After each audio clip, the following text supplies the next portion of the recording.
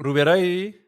من روبرا خب الان خیلی سخت روبرا بودن، ولی سعی میکنیم واقعا هر روز تلاش میکنیم که روبرا باشیم.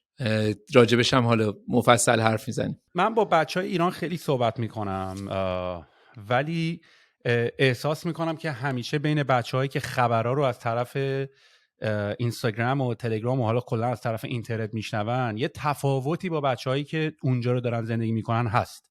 یعنی ما از این ور چون دیگه الان همه ددیکیتد کردن خودشونو که استوریاشون و تمام چیزایی که میذارن و اینا در رابطه با این موضوع باشه و هیچ موضوع دیگه ای نباشه، ما یه سنسی از این میگیریم که در لحظه انگار جنگه. خب و نمیخوام مثلا قضیه رو کم رنگ جلوه بدم ولی خب از یه طرف دیگه با آدما هم که صحبت می‌کنی خب برای زندگی عادیشون در جریانه. یعنی حالا دیگه صبح داره خواب پا میشه و داره سر کارش رو داره میره و داره برمیگره و حالا شرایط هم نرمال نیست به هر حال. و این دوگانگی برای بچه‌ای که بیرون ایران زندگی می‌کنن الان وجود داره یه مقداری. بنابراین میخوام بپرسم ازت که تویی که الان توی تهران داری زندگی می‌کنی، میری میای، الان تداخلی تو کارت به وجود اومده، اتفاقات چجوری داره رقم میخوره؟ یه آپدیتی از کسی که به عنوان تو شهر داره زندگی میکنه برای ماهایی که بیرون از ایران داریم زندگی میکنیم چجوریه؟ ببین واقعیتش اینه که به نظر من ما در جنگیم ولی برای ما یه کمی روزمره تر میشه. بذار اینجوری برگردم. من خودم آبان 98 اون موقعی که اینترنت قطع شد دقیقاً تصمیم گرفتم که برگردم ایران. دلیلش هم این بود که الان آدمایی که بیرون از ایرانن فکر میکنم همون حسو دارن، تروماتایز شدید، خیلی دردناک شرایط، و من اون موقع فکر میکردم که اگه برگردم میتونم مثلا یک کاری بکنم واسه ایران و یک تأثیری بذارم، یک اتفاقی بیفته و الانم همین جوریه. الان اینجوریه که من تا کمر مثلا توی ماجرام، شاید سرم بیرونه، به قول تو در روزمره‌مون اتفاق عجیب غریبی نمیفته که افتاده واقعا روزمره. اگه برای من روزمره رو اسمشو بذاری کارم، واقعا در روزمره‌م اتفاق عجیب غریبی افتاده، ولی نه اونجوری که الان تو خیابون جنگ باشه. نه واقعا اونجوری نیست. اینجوری نیست که حتی خیلی مثلا الان که من لوکیشنم یکم بالا شهر، لوکیشن کارم یکم بالا شهره، نه انگار زندگی عادی در جریانه، ولی در درون ما زندگی عادی در جریان نیست. یعنی من سال پیش این موقع خیلی بیشتر زندگی عادی درونم در جریان بود، ولی الان اصلا نیست. واقعا الان به وضوح آدم ها غمگین ترم و من که مخصوصا کارم یه جوری ربط پیدا میکنه به این جریانه، خیلی تحت تاثیره و فکر میکنم صنف ما عملا خیلی اذیت شد. قبلش کرونا، بعدش تا اومد پا بگیره، یعنی 6 ماه بود که عملا کرونا استوب شده بود و رسید به اینجایی که دوباره این اتفاق افتاد و همه آسیب دیدن ازش. و خب ما یه جوری داریم سروایو میکنیم، یعنی داریم میجنگیم واسه یه بقا، میجنگیم واسه این که زنده بمونیم، که عجیبه واقعا. من واقعا یادم یه بازه زمانی که کرونا بود، یه شوخی بود که حالا هم اینجا میکردن، احتمالاً تو ایران هم شنیده بودیم، این بود که این مرحله کرونا رو هم رد بکنیم، بعدش دیگه مرحله شهاب سنگان و قول باخر بازی و اینا، و بعدش دیگه مثلا میتونیم بریم مرحله بعد. ولی واقعا شوخی دیدیم که بعد از کرونا یه مرحله سخت‌تر وجود داره و بعد دوباره یه مرحله سخت‌تر وجود داره و بعد دوباره یه مرحله سخت‌تر وجود داره. از یه طرف هم داری یاد میگیری که مثل که واقعا زندگی هم همین هست تا حد زیادی. برای من واقعا از طرف سمت ما توی اینجا خیلی سخته. یعنی بعضیا واقعا شاید فکر میکنن ماهایی که مثلا بیرون هستیم از این قضایا بیرونیم. یعنی ما بعضی موقع فکر میکنیم ما هزینه‌شو کردیم، از ایران هم اومدیم بیرون که از همین داستانا به دور باشیم، از همینا، ولی باز این اخبارا و این که خانواده‌ات اونجان و اینا هنوز رو ما هم داره تاثیر میذاره. نه من کاملا مطمئنم. میگم من دقیقاً این شرایط رو تجربه کردم و کاملا مطمئنم که شما هم بسیار تحت تاثیر این جریان. همیشه هم میگم فکر کنم همون جبر جغرافیایی است که ما درگیرشیم، کاریش هم نمیشه کرد دیگه. یعنی ما در این خاک به دنیا آمدیم و تهش متأثریم. هر جوری که بخوایم اینو حذفش کنیم و هر شکلی که بخوایم حذفش کنیم بالاخره متأثریم ازش. ولی من راستیتش دلم نمیخواد خیلی جلسمون جلسه غر زدنه بشه. به نظرم یه کمی راجبه اتفاقای خوب حرف بزنیم. واسه منم اتفاق خوب غذاست. برای همین به نظرم یه کمی راجبه غذا حرف بزنیم. من یه کمی شروع میکنم از خودم گفتن که چرا اینجام الان. اگه سوالی داشتی تو بکش منو به چالش که با هم حرف بزنیم.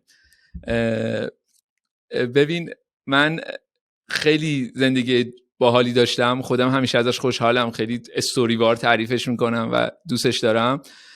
من خیلی سنم کم بود پدرم فوت کرد و مادرم توی یک، یعنی من پدرم و پدر مادرم با هم دیگه توی یک تصادف فوت کردن و مادرم همیشه این حسو داشت که ما کاری نکنیم که زندگی از اینی که هست بدتر نشه، یعنی ترامای اون اتفاق در نتیجهش براش این شده بود. من به همین دلیل من دقیقاً برعکس شدم. من هی کارایی میکردم که شاید زندگی از این بهتر شه و خیلی بچه آزاردهنده‌ای بودم برای مادرم و هی تکونای عجیب غریب، هی کارایی بالا و پایین. خیلی زود شروع کردم به کار کردن. 20 سالگی یه بار اون اوایل میشد سال 86 87 من رفتم تو این گلد کوست و اینا و اون موقع خیلی دغدغه مالی برام مسئله مهمی بود. رفتم خیلی خوب یه مجموعه بزرگ ساختم، تا 8 ماهی ماشین خریدم و خیلی جریان عجیب غریب شد و اینا. بعد دوباره خورد به این جریان داون شد، اوضاع ریخ به هم. منم درسمو داشتم میخوندم، درسمو تمام کردم، رفتم مهندسی شیمی گرایش پتروشیمی خوندم، رفتم مقاله پایان، رفتم یه کارخونه آجرپزی سر کار و همینجوری تنها کاری بود که پیدا شد من برم و رفتم. بعد مقاله پایان ناممو گذاشتم روی آجرهای نسوز و دوباره جوگیر رو 1 سال کار کردم، رفتم یه کوره آجرپزی کرایه کردم، 1 سال توپ کار کردم و برو بیا همه چی خوب و اینا. بعد 1 سال سر حساب شدیم دیدیم ما 70 میلیون تومان زیر بودیم، 2 نفر بودیم، من یکی از دوستم، که اون 70 تومنه عدد زیادی بود. من همون سال دوستم با این 70 تومنه یه رستوران مثلا ران کرده بود. بعد اومدم از اون جریانه اومدم بیرون، ازدواج کردم همون سال، در اوج بدهی تلاش کردم این جریانه بهتر شه. رفتم دکل دریا سر کار، حالا با یه واسطه یکی منو معرفی کردن، رفتم دکل دریا سر کار شدم. هاشتو سرویس، یه شرکتی توی تهران بود شرکته، ولی من میرفتم روی آب، 21 روز روی آب، 21 روز خشکی و تقریبا 2 سال کار کردم. خوبم بود، درآمدش خوب، درآمد خوبی بود و اینا. من زندگیمو کمی شروع کردم به ساختن و اینا، ولی بعد از 1 سال و نیم تقریبا افسردگی گرفتم و خیلی یهویی کارو گذاشتم کنار و رفتم دفتر یه ماهنامه توی اصفهان سر کار، ماهنامه برای فردا. یکم اونجا داشتم کار میکردم، اوضاع اقتصادی دوباره خیلی بیریخ شد و اینا و من یه دوستام پیشنهاد داد که بیا صبحانه بده تو رستوران من. رستوران خوبی بود اون موقع و من شروع کردم صبحانه دادن. تقریبا 3 هفته گذشت و توی شهر نسبتاً پیچید که صبحانه اینجا خیلی خوبه. من کانفیدنس جالبی گرفتم و احساس خوب، بلند شدم بگردم که حالا چجوری میشه آشپز خوبی شد، چجوری باید آشپز خوبی شد، چیکار باید کرد که آشپز خوبی بشم. و پیش‌فرضم هم خیلی گنگ بود دیگه، یعنی سابقه من از آشپزی فقط رستوران‌های اصفهان بود، هیچ دید دیگه ای نداشتم. و یه سری مثلا اون موقع تازه اینستاگرام اینا، مثلا یه 3-4 سال بود اینستاگرام مثلا استفاده می‌کردم و مثلا تو عکسای اینستاگرام اینا میدم. من اومدم گشتم یه بگردم درس بخونم. مدرسه‌های آشپزی معمولاً گرونه دیگه، منم از لحاظ مالی شرایطم خیلی رو به راه توپ نبود واقعا، هیچ موقع من آدم متمولی نبودم. یه خونه‌ای خریده بودیم که من یه ارث پدر بزرگی بهم رسیده بود، یه مقدار زیادش رو خانواده همسرم اون موقع هم آهنگ کرده بودن، یه خونه‌ای گرفته بودیم که ما زندگیمون اونجا شروع کرده بودیم. من اومدم مخ همه رو زدم که من اگه خونه رو بفروشم برم پاریس درس بخونم خیلی خفنه و در میارم و کارو در میارم.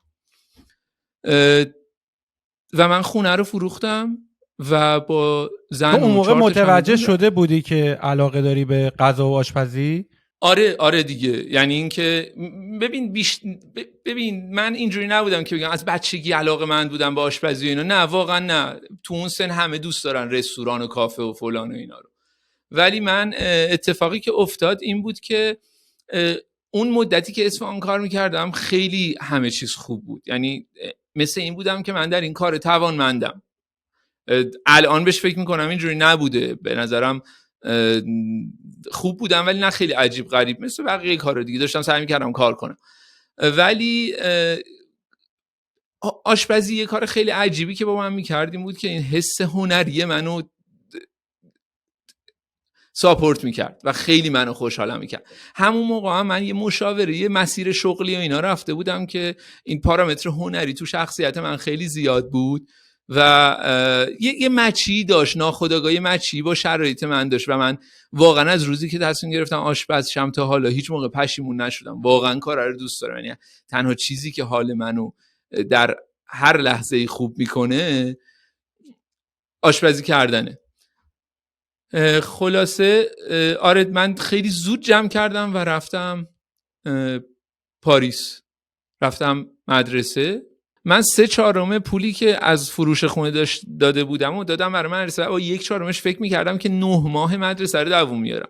خیلی هم اون موقع آینده نگری نداشتم طبعا و فکر میکردم که اگه این میرم کار میکنم و خب ماه اول که پاریس زندگی کردم، پاریس هم خیلی خب شهر سوپر گرونیه واقعا. ماه اولی که من شروع کردم پاریس زندگی کردم فهمیدم که اوکی من پولم به 9 ماه هم نمیرسه و غیر ممکنه بتونم 9 ماه پاریس بمونم. افتادم دنبال این که کار کنم و دقیقاً من 72 جا رزومه دادم که من میخوام کار کنم. من فرانسه بلد نبودم هیچ. 72 جا رزومه دادم و هیچکی منو قبول نکرد، هیچکی. و من با یک ناراحتی اومدم نشستم گفتم من شنیده بودم یکی از دوستان گفته بود که من مثلا 3 ماه فرانسه شروع کردم به حرف زدن و فلان و اینا. من گفتم اگه اون تونسته منم میکنم دیگه. نشستم فرانسه خوندن. این وسط من خیلی معجزه تو زندگیم زیاد اتفاق افتاده، این چون جالب ترینشه میگم. من یه دوستی داشتم از دوران دبستان که این اتریش زندگی میکرد. یه خانوم آرژانتینی که پاریس زندگی میکرد از طریق ایر بی ام بی رفته بود خونه این دوست من و این مشکلی براش پیش اومده و مجبور شده بود یه تایم بلندی پیش این دوست من و اینا بمونه و خیلی احساس دین میکرد به این دوستم. من تو همون موقع این دوستم گفته بود اگه کاری داشتی به این یه مسیج بده و اینا. منم اینستاگرام اینو داشتم، بهش مسیج دادم من دارم دنبال کار میگردم، میشه مثلا کسی رو میشناسی؟ اینو گفت آره رزومتو بفرست من اوکی میکنم. و 3 روز بعد به من 3 تا جا رو گفت که اولی و حضوری برو، 2 تا بعدی و ایمیل بزن. من این حضوری همونی شد که رفتم سر کار. ماه دومی که رسیده بودم پاریس. و حالا این خانومم کی بود؟ سپر بگو. چون یه همچین کیسی رو من قبلا داشتم. منم توی دوستام که هم از دوست بچگیم بود، هم به خاطر اینکه من ریحون رو زدم اونم اومد توی قسمت فروش ریحون کمکمون. اونم علاقه خیلی زیادی به آشپزی داشت و داره و اصلا هم همیشه تمام جایی هم که میرفتیم غذاهای بچه ها رو دوست داشت هست کنه. یعنی اصلا به عنوان کسی که دوست داره پذیرایی بکنه، یه شرایط خوب و یه اکسپریانس خوبی رو برای همه فراهم بیاره، همیشه خیلی مهمونی میگرفت و ایونت میذاشت و خودش هم سرو میکرد و غذا درست میکرد و کلا خیلی هاسپیتالیتی تو اینداستری هاسپیتالیتی بود. ولی یه اتفاقی که افتاده بود و منم همیشه اینو میدیدم، اینجوری بودم که پویا تو چرا نمیری آشپزی؟ حتی یه دوره بازه زمانی هم توی رستوران لیان کار میکرد.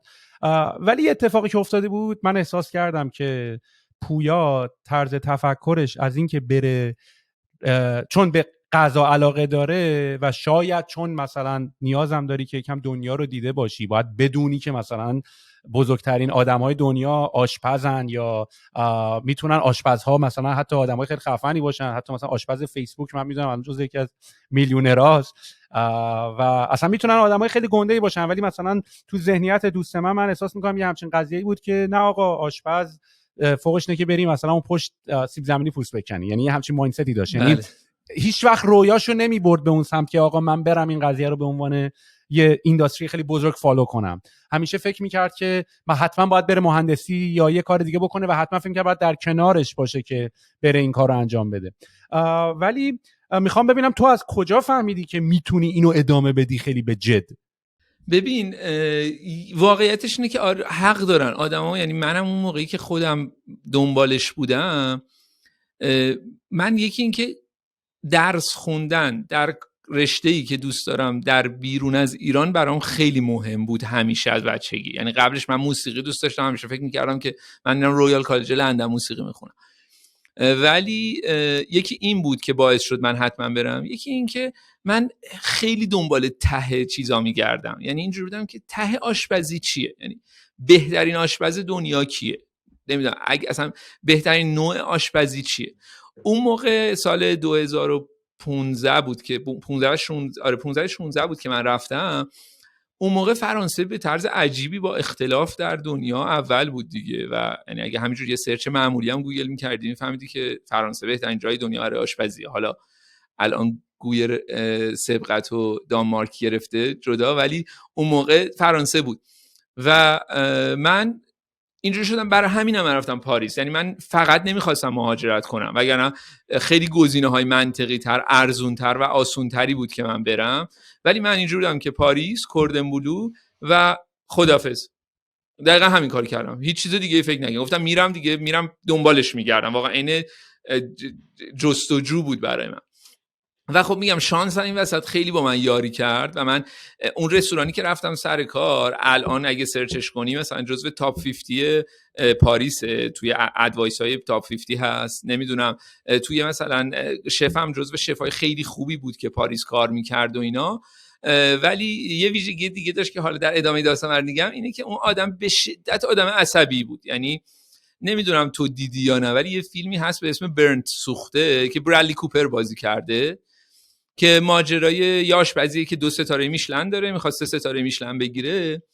این برادلی کوپر اون سال اومده بود استفانو دیده بود که ببینه چه جوری باید تو آشپزخونه داد بزنه، چون استفان معروف بود با آدمی که زیاد داد میزنه. و خب من یعنی اصلا هیچ شناختی نداشتم، اصلا نمیدونستم استفان کی. یعنی اون موقعی که رفتم سر کار پیش استفان، حتی تا ماه دوم سومم اصلا نمیدونستم استفان کیه، چیه، اصلا رستوران خوب چیه. اصلا من فکر کردم رفتم یه رستورانی سر کار دیگه. فقط من اصلا 2-3 ماه اول درگیر این بودم که مثلا یهویی که منو نزنه، اینقدر که دعوا بود و مثلا جنگ، مثلا مدل آشپزخونه جنگ بود و اینا. و خب منم پیش فرض این بود که خب اینا دارن کار درست انجام میدن، من باید مثل اوناشم و قبول کن شرایطو. و فرانسه بلد نبودنم این جنگ رو چند برابر میکرد، خیلی آزارش رو زیاد میکرد. بذار یه سوالی ازت بپرسم. دلیل این که به نظرت خیلی جنگ و این داستانا بود به خاطر اینکه قضیه غیرتی و هنری بود، یعنی مثلا چون فرم آرت ورک داشت به این دلیل قضیه اینطوری بود، چون خیلی نظر شخصی درش داخله. یعنی من خودم شخصا توی کار خودمون، یعنی من به مراتب با انجینیرانگامون و کسایی که مهندسای تیممونن و انجینیرای کمپانی خیلی راحت‌تر کامیونیکیت میکنم و صحبت میکنم و کار رو انجام میدیم تا با دیزاینرامون. چون خودم هم دیزاینرم، بحث غیرتی میشه و به داد و بیداد کشیده میشه و تو اصلا نمیدونی اون کار رو باید بکنی، تو باید نمیفهمی این کار رو باید بکنی. آیا یه همچین، یعنی بحث غیرت بود که مثلا دعوا و مرافعه بود، یعنی بحث این که چرا مثلا اینجاش اینجوریه بود؟ آره دقیقاً همین بود دیگه. ببین من یادمه یه بار من شیر برنجی الان میدم ایران، خیلی هم معروفم به اون شیر برنجه در تهران مثلا. این شیر برنجه رو من همون رستورانی که کار میکردم یاد گرفتم و این شف من یه بار سر این شیر برنجی دعوای اساسی با من کرد و من اینجوری بودم که حق داره، یارو 17 ساله که این رستورانش با این شیر برنج به نامه و من به خاطر اینکه مثلا بلد نبودم یا حال نداشتم یا هر چیزی به اون خوبی که اون میخواد من درست نکردم. و این چون معیار استاندارد نیست، یعنی اینجوری نیست که خوب آشپزی یعنی این، یعنی خوب شیر برنجی یعنی این، نمیشه کتبیش کرد. این به خاطر اینکه فکر میکرد خوب نیست میومد منو هشتی که میکرد که چرا اینو اونجوری که من میخوام درست نکرد. و کلنم من پیش فرضم اینه که توی وقتی که تو داری یه کاری رو حرفه‌ای انجام میدی، یعنی اون موقع اینا داشتن توی تاپ لول دنیا انجام میدادن، وقتی داری توی این لول انجام میدی دیگه جنگه، واقعا جنگه، کاریش نمیشه کرد. نمیشه تو خیلی ناز به آدما بگی که ببین ما داریم جنگ میکنیم بیا تو این جنگ لطفاً این شیر برنج رو اینجوری هم بزن. و اگه به من اینجوری میگفتن من مثلا 10 سال طول میکشید تا بفهمم جریان چیه. ولی من از اول رفتم مثلا جنگ، 2 تا تیر که بخوری دیگه وای میسی میجنگی دیگه، حواست هست که تیر بعدی رو نخوری. و واقعا بازی اینجوری بود. حالا استفان خیلی اگزاجره بود، خیلی بیش از حد عصبی بود، یعنی مثلا من کتک فیزیکی هم ازش خوردم، ولی بقیه انقدر هارش نبود، یعنی جاهای بعدی که کار کردم دیگه انقدر هارش نبود.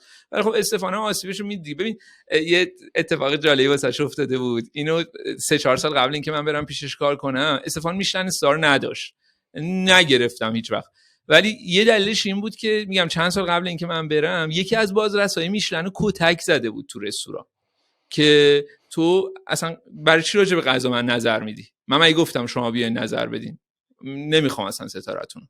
اینجوری بود مدله و واقعا هم تو زاویه بود با میشلن، خیلی جالب بود. حالا اون بحثش طولانیه، ولی حالا خلاصه من خیلی واقعا پیش استفان چیز یاد گرفتم، خیلی سخت. من یه اسکرین شیر بدم چون هی داری این استفان رو میگی، من خیلی دنبال این قضیه هم که ببینم من اینو پیدا میکنم یا نه. کدوم از اینا؟ آره استفان ژگو لمی ژان، هم عکس دومی سمت راستی. آره اینه. آره استفان ژگو لمی ژان. نایس. آره بابا این معلومه بزن در روی یارو اصلا. آره داوود اسمش. ببین خیلی آدم نایسی بود. ببین مثلا بذار تو برای مثال چند تا مثال ازش بدم خیلی اتفاق جالب. من داشتم به شدت دنبال خونه میگشتم، خونه گیرم نمیومد و این اومد تو برد اونجا زد که من یکی از کارمندام دنبال خونه میگرده، یکی از خونه میشناسه بهش بگی. ولی در عین حالی که میدونست من دارم دنبال خونه میگردم، حال روحیم خوب نیست و اینا، سر کار اصلا هیچ فرقی نمیکرد. بازی سر کار همیشه جنگ بود، اصلا مراعات منو بکنه بگه مثلا یکم نایس باش اصلا هیچی. ببین من 7 ماه اولی که پاریس کار کردم همزمان بوده. آره دقیقاً 7 ماه اولی که پاریس کار کردم همزمان مدرسه هم میرفتم و خب خودم زندگی خودم هم بود دیگه و من واقعا هر روز داشتم 7 پا میشدم، شبا 1-2 میخوابیدم. من 7 ماه اول 15 کیلو وزن کم کردم و آدم چاقی هم نبودم، یعنی همینجوری مثل الانم بودم. 15 کیلو وزن کم کردم چون کار خیلی هارش بود. ببین من یه مدتی شده بودم مسئول آشپزخونه آماده سازی. یه روزش اینجوری بود مثلا من رسیدم آشپزخونه، ما یه سردخونه بزرگی داشتیم، بزرگی هم نبود خیلی، مثلا یه سردخونه اندازه اتاق مثلا 1.5x2. ما این پر محصول بود همیشه دیگه، مواد اولیه. من میرسیدم صبح ساعت 8:30 باید اینا رو مرتب میچیدم توی این سردخونه آماده میکردم تا بچه‌ها که 9-9:30 میان شروع کنن به کار کردن. بعد حالا اینجوری هم برات بگم مثلا تو زمستون اینجوری بود که من مثلا تو دمای منفی مثلا 7-8 درجه با دوچرخه دارم میرسم اونجا، باید از توی حیاط بغلی ماهیا رو از توی یخ درارم ببرم بشینم تو سردخونه، بیام ماهیا رو تو یخ درارم ببرم بشینم تو سردخونه. و این بازیه بود. و من یه تایمی واقعا از حجم استرس زیاد اصلا دیگه دما نمیفهمیدم، یعنی نمیفهمیدم که سرد الان گرمه، هیچ احساسی نداشتم، فقط داشتم این کارو میکردم. خیلی حجم استرسم زیاد. یه روز من صبح اومدم این یخچاله خب معمولا پر بود، ولی ما روز دوم کاریمون، یعنی ما یک شنبه و دوشنبه تعطیل بودیم، سه شنبه صبح میمدیم سر کار، روز چهارشنبه برای ما پروتئین میرسید. من اومدم دیدم یک گاو کامل تو آشپزخونه است، یک گاو کامل پوست کنده شده، 2 تا جعبه هم، یکی سر و دستش یکی احشام بدنش، این 2 تا جعبه. من اومدم رسیدم این گاو تو آشپزخونه بود، 5 تا دونه گوسفند رسیده بود، 5 تا خوک، 20 تا مرغ، 20 تا کبوتر، 20 تا یه پرنده دیگه به اسم پقدو، 25 تا خرگوش کامل پوست نکنده و من بعد اینا رو توی اون ساعت 8:30 تا نهایتا 9:30 میچینم توی یخچال. من یعنی اگه این رستورانه یا رستوران هتل یا یه مجموعه بزرگیه؟ نه یه رستورانه، ولی خب ما 55 تا سیت داشتیم و روزی 3 بار این پر و خالی میشد و همیشه هم پر بودیم. یعنی مثلا ما تا 4 روز بعدمون همیشه پر بود. و من اومدم ساعت 8:30 رسیدم، اینا رو مرتب چیدم همه رو ریختم بیرون یخچالو چیدم و این گاوه جا نشد. واقعا هم پیش فرضم این بود که اگه من اینا رو همم میچیدم میرفتم بالا، گاوه دیگه جا نمیشد خداییش. بعد استفان اومد ساعت 9:30 گذشت 10 اومد، در سردخونه رو وا کرد دید پره، برگشت گاوه رو نگاه کرد، دوباره در سردخونه رو وا کرد دید پره، گاوه رو نگاه کرد، شروع کرد داد زدن و تا ساعت 12 داد زد، کل سردخونه رو ریخ بیرون پرت میکرد سمت ما و گاوه رو شروع کرد خورد کردن، پاهاشو دستاشو بدنش رو جدا کرد و اینا. دوباره اینا رو تا ساعت 12 چید و ما در این حینم باید کارهای سرویس رو میکردیم، کارهایی که میرسیم که ظهر ساعت 1 مشتری میاد تو و فول رستوران رو باید انجام بده. اون روز 2 نفر فیل شدن، یعنی ما 2 تا از بچه‌ها فرداش دیگه نیومدن سر کار و ما فرداشم اومدیم سر کار و فرداشم دوباره دعوا بود که چرا کارا تموم نمیشه و توی این لوپ ما بودیم همیشه. یعنی همیشه ما عقب بودیم و ما همیشه بعد میرسیم به سرویس.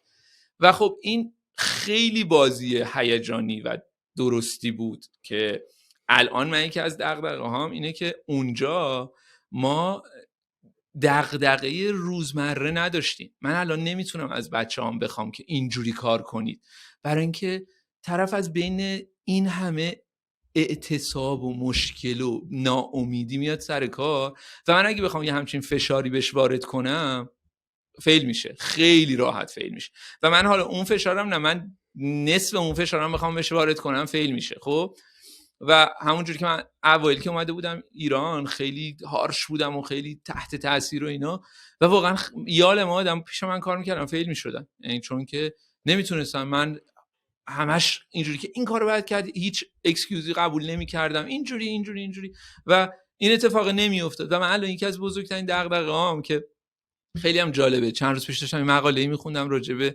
سی او ها و توی اونم اینو نوشته بود که الان یکی از بزرگترین دغدغه‌های کارفرماها اینه که منابع انسانی رو خوشحال نگه داره.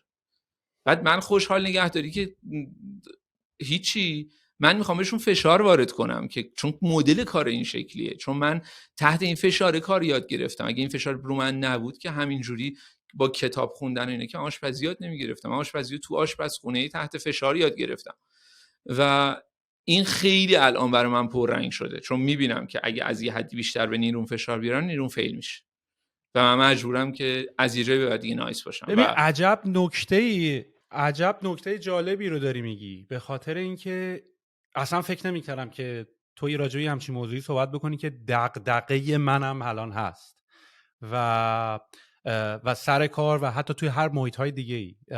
ببین من هم خودم توی محیط‌های خیلی به اصطلاح پر تلاطم رشد کردم و یعنی موقعی که مثلا من 18 سالم بود و وقتی میرفتم مثلا مدرسه و دانشگاه، وقتی من 18 سالم بود اومدم اینجا رفتم دانشگاه، خب مثلا من یادم نمیره دیگه، مثلا من با زبان انگلیسی خیلی در به داغون، در حد اینکه مثلا فقط رفتی خوندی آیلتس گرفتی اومدی، ولی هنوز خیلی بلد نیستی که مثلا با آدم‌ها صحبت بکنیم. البته بماند که زمانی که من اصلا تصمیم گرفتم که میخوام بیام کانادا یا اصلا از ایران میخوام خارج شم، من علاقه شخصیم انیمیشن بود، راتاتولی و اینا رو میدیدم و عشق کردم و دوست داشتم که واقعا هم انیمیشن دوست داشتم که بخونم و اینا، و تو ایران نبود و من یه جورایی از همون زمان قدیم میدونستم که ایران نمیخوام درس بخونم. مثلا با بچهای دوستام هم که صحبت میکنم اونا اینجوری که تو چه جوری میدونستی که مثلا میخوای کنکور ندی و برای این کارا رو بکنی؟ ما هنوز مثلا نمیدونیم چی کار میخوایم بکنیم. حالا نمیدونم، من حالا شاید خیلی با گیم میکردم و بازی میکردم و نگاه میکردم، به هر حال علاقه‌مو فهمیده بودم که منم هم یکم تکنیکاله هم آرته، یعنی هم میدونستم انیمیشن دوست دارم ولی خب انیمیشن هم خیلی تکنیکاله، میدونستم گیم دوست دارم ولی خب گیم هم خیلی تکنیکاله، یعنی یه جا بین اینترسکشن انجینیرینگ و آرت من خیلی دوست داشتم، همون کاری که تو هم داری میکنی، یعنی یه جورایی آرت غذاست، اصلا فکر کنم واسه همین محل کارتو آتلیه نامیدی. دقیقاً. و مال منم یه همچین حالتی داره. ولی مثلا من خودم پیش دانشگاهی رو پیچیدم و یه جوری سر و تهش رو به هم آوردم، ولی مثلا واقعا میرفتم ساعت 9 صبح تا 5 بعد از ظهر زبان میخوندم که امتحان آیلتسمو میخواستم بدم. و مثلا من شاید کلا زبانمو از توی یه بازه زمانی مثلا 6 ماهه 7 ماهه از یه حالت خیلی معمولی رسوندم به این که برم آیلتسمو 7 بگیرم و پاشم بیام. ولی خب دوره خیلی فشار زیادی هم بود. حالا توی اون بازه زمانی شاید بچه‌ها مثلا داشتن پیش دانشگاهی می‌خوندن و داشتن برای کنکور آماده می‌شدن، ولی من به کوب داشتم زبان می‌خوندم. یعنی من صبح تا شب، یعنی از صبحی که خواب پا می‌شدم تا دیگه خورشید میرفت پایین، من داشتم زبان می‌خوندم. و اتفاقی که افتاد این بود که مثلا من خب الان یه دوره هم شده که دیدی همه میخوان از ایران بیان بیرون. الان مثلا با دوستام صحبت میکنم، مثلا یه 6 ساله داره زبان میخونه. میدونی من آروم آروم دارم میگم داداش تو چه جوری، من نمیدونم شما چه جوری دارین این کارا رو میکنین، ولی من توی زیر یه فشاری مجبور شدم زبان بخونم. حالا اینا رو چرا گفتم؟ می‌خواستم بگم این راه ادامه داشت. یعنی من بعد از اینکه اومدم اینجا، ما که رفتیم دانشگاه و رفتیم روز اول معلمی شروع کرد انگلیسی حرف زدن با لهجه کانادایی. منم حالا تورنتو نمیدونم، رفتم این شهر خیلی سفید کانادایی که اصلا نمیفهمید اینا چی میگن، لهجه سنگین. و یهو از بغل دستی پرسیدم کلاس تموم شد، گفتم حاجی چی شد؟ گفتی چی؟ جلسه دیگه امتحان مید ترم داریم. گفتم مید ترم جلسه یکه؟ کلا مگه چند جلسه است که نصفش شد؟ که مثلا یعنی قرار بود مثلا برای جلسه بعدی مثلا ما نصف کتابو بخونیم. یعنی و من تحت یه همچین فشاری مجبور شدم که یهو دوباره بشم زبان بخونم، کتابا رو بخونم، اینا رو تموم بکنم تا حالا دیگه سر تا درد نیارم. وارد بازار کار شدم و اومدم توی کار و اینا. و من چون از همون اولم علاقه‌ای داشتم که به استارتاپ برم، حالا علاقه من به استارتاپ دلیل داشت، حالا اینجوری نبود که وای استارتاپ دوست داره و اینا، ولی ترجیح میدادم در کنار، یعنی من همیشه هیچ وقت تو کتم نمیرفت که برم یه جا کار بکنم که حقوق بگیرم. تا الانم نرفته. یعنی اگرم میرم حقوق بگیرم ولی باید بدونم که یه لاتاری در انتظاره. یعنی اینکه من بدونم میرم یه جا کار میکنم و حالا حقوق میگیرم برای من کافی نیست. من حداقل بدونم سهامم یه روزی وست میشه، بدونم یه اتفاقی باید بیفته، این که برو این کارو بکن و اینقدر میگیری برای من به اندازه کافی جذاب نیست، مگر اینکه بدونم آخرش قراره به یه اتفاق عجیب غریبی ختم بشه. و من وقتی توی این استارتاپ ها کار میکردم و استارتاپ کلا محیط کیاتیک و محیط به هم ریخته‌ایه بای نیچر، همه کارا رو باید خودت بکنی، فشار رو زیاده، همه کار رو بکنی.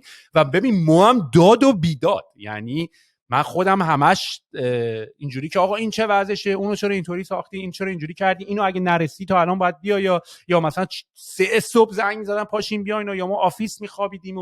و الان که به عقب نگاه میکنم احساس میکنم که راضیم. یعنی از این هم خودم حالا فشاره رو دوست داشتم، راستشو بخوای، یعنی میفهمیدم ولیوشو داره، تایم منو خیلی داره کم میکنه. میتونی همون کارو تو 10 سال بکنی، ولی من خیلی از کارا رو شاید 2-3 ساله کردم. آره دقیقاً. زبان خوندنم و نمیدونم دیزاین یاد گرفتنم و تجربه کردن تو استارتاپ ها و خیلی کارا رو خب زمانش خیلی کامباین شده و خب رفتی زیر سختی ها و خیلی چیزا رو دیدی. الان به قول تو منم همین تجربه رو دارم. الان که حالا خودم شدم توی پوزیشن حالا کارفرما، این که بچه‌ها در ساعت غیر کاری کار نکنین و ما اصلا اینکارج نمی‌کنیم و اینی که سر یارو داد نزنی و اصلا سر یارو هم داد منطقی هم هست، حالا به اونم میرسیم، حالا لزوما هم اون روش درست نیست. من فقط دارم بازگو میکنم تجربه خودم و نمیگم کار درستی بودا، فقط دارم تجربه خودم بازگو میکنم. الان خب دنیایی شده که واقعا نه خیلی از حرفا رو دیگه میشه زد، نه خیلی اکسپکتیشن ها رو میشه داشت، نه این بحثایی هم که میشه وای حالا مگه ما کارفرماییم ما برای ما چیکار کرده که ما بخوایم براش دل بسوزونیم و نمیدونم ما خانواده نیستیم و از این بحثا که شده. منم الان این احساس رو میکنم. حالا یه سری از بچه‌هام که واقعا از بدبختی از کشورهای مختلف در و داغون همه اومدن و اینا، واقعا میخواد رو مخشون نری و سنم رفته بالاتر. یعنی حالا یارو تو خانواده مشکل داره، تو خونه مشکل داره، حالا تو کارم بخواد دوتا قرم سرش بزنی، کارم حالا مال خودش نیست که بخواد برات دل بسوزونه. منم الان کاملا تجربه مشابه تو دارم و میگم خیلی جالب بود که تو هم یه همچین داستان رو توی یه محیط پرتلاطمی مثل رستوران که خیلی به اصطلاح the bar is also high، یعنی خیلی همه چی غذا رو درست کردن، مشتری همون لحظه میخواد فیدبک بده، غذا خیلی حساسه و خیلی المان‌هایی که توش در حال تکون خوردنن زیاده. ولی منم الان احساس میکنم این سوسول بازی و این مسخره بازی ها اصلا نمیذاره ما کارمون رو بکنیم، نمیشه سر کسی داد بزنی و داده که شخصی که نیست که نه میدونی، واقعا اینطور ولی یه نیست. نوع از حالت کامیونیکیشنه، یه نوعی از انتقال دادن شرایط، این که من چه احساسی نسبت به کیفیت کار دارمه. و خیلی جالب بود که تو اینو هم گفتی. آره ببین واقعیتش اینه که من الان مثلا اینه که منم الان بهشون حق میدم. یعنی ببین انقدر شرایط جامعه پیچیده است الان و انقدر آدما واقعا عمیقا غمگینن که من بهشون حق میدم. یعنی دیگه یعنی واقعا مسئله آخر براشون اینه که حالا در کار هم موفق باشن و یکم بازی عوض شده. ببین مثلا من اگه اروپا داشتم این کارو میکردم، چون گیر دو تا چهار تایی زندگیم نبودم، یعنی لاغن حقوقی که میگرفتم لاغن میرسید به آخر ما، حالا میرسید همینجوری زورکی میرسید ولی میرسید به آخر میشد ما، داد و بیداد بکنی و حقوق میارزید آره داد و بیداد کنی. واقعا میارزید حقوق به داد و بیداد کنم. ولی الان یه جور عجیبیه. ببین من پیش خودم سعی میکنم حقوق خوب بدم ولی نمیشه، نمیگرده. دو تا چهار تاش اصلا هیچ وجه با هم نمیخونه، هیچ جاش با هم دیگه نمیخونه. من قیمت غذام هیچ ربطی به دنیا نداره ولی به نظر آدما گرونه و حقم دارن، چون نسبت به درآمدشون گرون و ارزون رو مقایسه میکنن، نه نسبت به کاری که من دارم میکنم، نه نسبت به متریال و هیچ کدوم اینا. خب و این کنار هم که میفته یه چرخه معیوبی رو ایجاد میکنه که اون چرخه معیوبه کاریش نمیشه کرد. تو توی چرخه معیوب نمیتونی کار حرفه‌ای بکنی. یعنی یه چیزایی که من الان یک کمی ذهنم اینجوری داره قلقلک میشه که دوباره به مهاجرت کردن فکر کنم، اینه که توی چرخه معیوب کار حرفه‌ای و دورش باید خط بکشی. شک نکن. یعنی اینکه غیر ممکنه تو بتونی توی چرخه معیوب کار حرفه‌ای بکنی وقتی که یه عالمه بیسیکاشو نداری. ببین این بذار اینجوری اینجوری بگم، یه بازه زمانی هم توی این وقتی ایران ما توی استارتاپ‌ها بودیم و هنوزم این بحث‌ها هست، این بود که آقا چرا نمیمونین ایرانو بسازین؟ ما هم خودمونه ها، یعنی کردیم، هم یه بارم اومدیم وایسادیم پاش کارا رو بکنیم. ولی به قول تو توی همچین چرخه‌ای کار حرفه‌ای نمیتونی بکنی، به خاطر اینکه همینجاش آلردی توی کار حرفه‌ای کردن تو انقدر آدزا به اصطلاح they are already against you، یعنی هنوز کارایی هم که تو میخوای بکنی اگه اون کارا رو هم درست انجام بدی واسه کلی ممکنه اتفاق عجیب غریب بیفته، چه برسه که شرایط دورت هم دیگه خیلی عجیب غریبه. و کاملا میفهمم که توی ایران واقعا کار حرفه‌ای نمیشه انجام داد. ببین من پادکست تو رو گوش میدادم، دلیل همزاد پنداری من با آدم هایی که صحبت میکردن به نظر خودم برای من آتلیه بود لاغن. ببین آتلیه شکلش واسه من شبیه استارتاپ بود. یعنی من داشتم سعی میکردم که یک ایده‌ای رو بیارم، شروع کنم، شکل بدم و انجامش بدم که حالا ایده رو الان بعدش میرم تو ایده برای توضیح میدم چیه. ولی من اومدم یه کلونی برای خودم ساختم از آدم‌هایی که اومدن جوین تیم من شدن. من اینا رو محافظت کردم. من توی این صنعت 2 روز در هفته تعطیل بودم. خب ببین از هر اونری بپرسی این کار خنده‌داره در ایران، یعنی خنده‌دار که هیچی، کمی احمقانه است. ولی من داشتم فکر می‌کردم که نه، من همه معیارهای بازی رو میکنم معیارهای حرفه‌ای، معیارهای اینترنشنال، و داشتم سعی میکردم اینجوری کار کنم. خیلی هم آتلیه خوب پیش رفت. من الان که نشستم اینجا سال پیش عید این موقع، من یهو تصمیم گرفتم که همه چی رو حذف میکنم، یه دونه ست منو میدم، اونی که دلم میخواد و به نظرم بهترین حالته. و این از اول عید تا آخر عید ترکوند، خیلی خوب بود. من همیشه یعنی پر بودم تا چند ماه بعدش من به خاطر اون اتفاق پر بودم و خیلی اتفاق خوشحال کننده ای بود. ولی من در اثر اولین تکانه که اولین تکانه شد اتفاقات مهر، من پاشیدم اصلا و من نتونستم اون چیزو نگه دارم، نتونستم اون اتفاق رو نگه دارم. دلیلش هم این بود که میگم چرخه معیوبی بود، چرخه نبود که منو سرپا بتونه نگه داره و ولی میگم این به نظرم وجود داره. من خیلی نمیتونم باهاش الان مبارزه کنم، دارم سعی میکنم خودم رو آداپته کنم. یعنی این کار جدیدی که الان دارم تو این لوکیشن جدید میکنم، دارم سعی میکنم خودم آداپته کنم. دیگه من اونر کامل نیستم، من با یکی دارم کلابریت کردم، لوکیشن اونه، یه کمی هزینه رو اون داره تقبل میکنه، من از این ور دارم یه کمی هزینه رو تقبل میکنم، دارم با هم دیگه دیل میکنیم و دارم سعی میکنم این اتفاق اینجوری بگرده. بازی اصلا دیگه عوض شده و غذا رو ساده تر کردم، ست منو رو عوض کردم، رنج قیمتی رو آوردم پایین، چون واقعیتش اینه که بعد این اتفاقا به نظرم من از آدمی که فکر میکنم که سعی میکنم لاغن تحت هم تغییر کنم در اتفاقات، هم تحت تأثیر باشم از اتفاقات، من تصمیم گرفتم اون حالت فاینی که داشتم انجام میدادم و یهو تغییر بدم به روی کژوال و یه کاری کنم که آدم‌ها تعداد بیشتر، میزان بیشتری بیان پیش ما و از این یه قشر الیت جامعه در بیام. ولی خب الیترم به خاطر اینکه قشر الیتو میخواستم مخاطبم باشن انتخاب نکردم. من الیتر به این دلیل انتخاب کردم که همون جور که تو میدونی غذا اتفاق گرونیه در دنیا هم. تو اگه بخوای غذای خوب در رستوران خیلی خوب بخوری اتفاق گرونیه به دلیل اینکه متریال گرون میشه، جزئیات زیاد میشه. من برای 28 دونه صندلی 16 تا پرسنل داشتم و خب من حقوق اینا زیاد میشد. خیلی عجیب غریب بود چون من باید به جزئیات توجه میکردم و این اتفاق، این چرخه هزینه بر بود. من هیچ وقت دلم نمیخواست که گرون بفروشم چون هیچ وقت خودم آدم خیلی پولداری نبودم که بتونم یه چیز گرون از هابی بخرم و چیز گرونی وقتی میخریدم به خاطر این بوده که خیلی بهش علاقه داشتم که این کارو میکردم. و الان این تغییر رو دادم. الان خیلی کژوال تره، قیمتا ارزون تره، غذاهای ساده تر دارم، ولی همیشه ویژنم و علاقم این بوده که یه انگشتی من به آشپزی ایرانی بزنم.